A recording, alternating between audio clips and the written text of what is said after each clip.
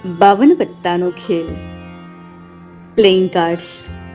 પત્તાનો અર્થ આપણે પત્તા રમીએ છીએ, મજા કરીએ છીએ, પરંતુ કદાચ બહુ ઓછા લોકો જાણતા હશે કે પત્તાની ડિઝાઇનનું વિજ્ઞાન શું છે, અને સાથે જ તે પ્રકૃતિ સાથે પણ સંબંધિત છે.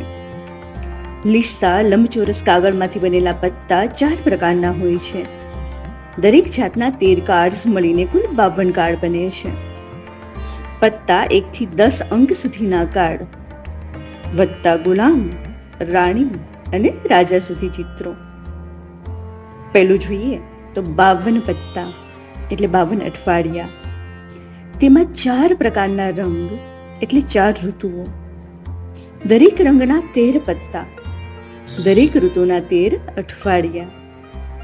બધા કાર્ડના અંકનો સરવાળો એટલે 1 થી 13, 1 વત્તા 2 વત્તા 3 એવી રીતે, એમ થાય છે 91.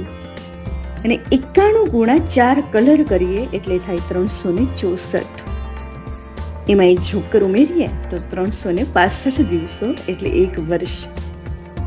એક વધારાનું જોકર 365 પ્લસ 1 એટલે 366. 366 દિવસ એટલે લીપ વર્ષ. 52 કાર્ડ્સમાં 12 ચિત્ર કાર્ડ એટલે 12 મહિના. લાલ અને કાળો રંગ, દિવસ અને રાત. દુગ્ગી, પૃથ્વી અને આકાશ. તેડી, બ્રહ્મા વિષ્ણુ મહેશ. ચોકી, 4 વેદ. પંજો, પંચ પ્રાણ. પ્રાણ, અપાન, વ્યાન, ઉદાન, સમાન.